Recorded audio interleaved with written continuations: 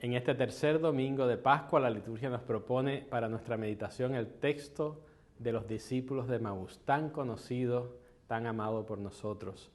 También nosotros queremos unirnos a ese caminar de los discípulos y con ellos meditar a partir de este Evangelio.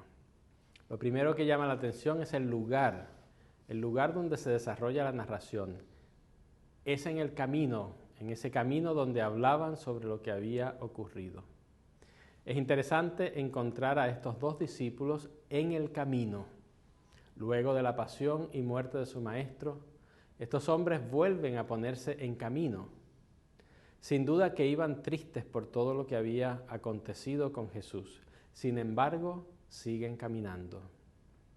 Esto significa que los discípulos de Jesús están siempre en camino, es decir, se mantienen en movimiento a pesar de su tristeza.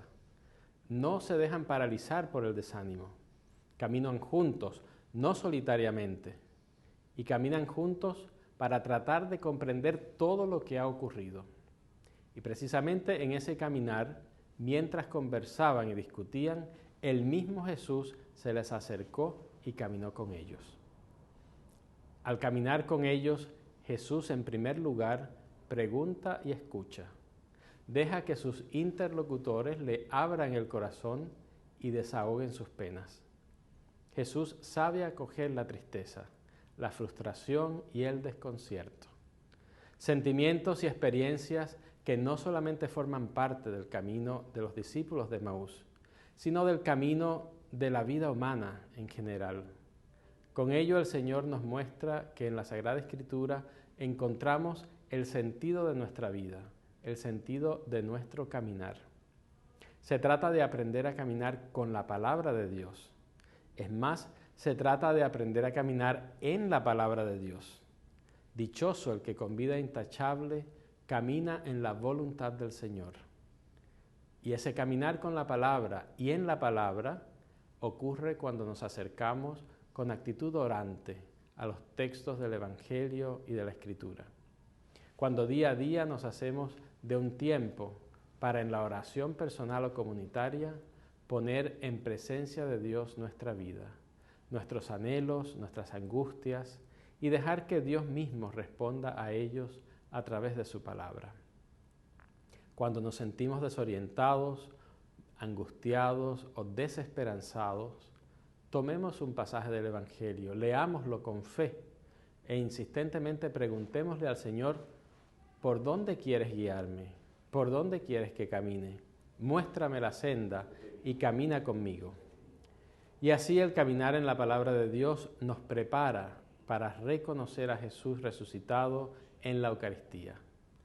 Escuchando, leyendo, meditando, orando la palabra, surge en nosotros el anhelo: quédate con nosotros, Señor, que la tarde está cayendo.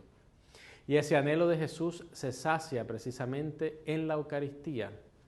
Allí, en el íntimo diálogo que se da con el Señor, le decimos: Señor, ahora puedo descansar en tu pecho según el profundo deseo de mi corazón.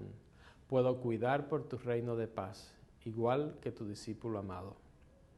El camino de los discípulos de Emaús y su experiencia de encuentro con el resucitado nos enseña que para reconocer a Jesús necesitamos ponernos en camino, dejar de estar quietos, sumidos en el desánimo, en la tristeza, en la indiferencia o en la comodidad. Buscar en la palabra de Dios el sentido de nuestra vida y la orientación de nuestro caminar.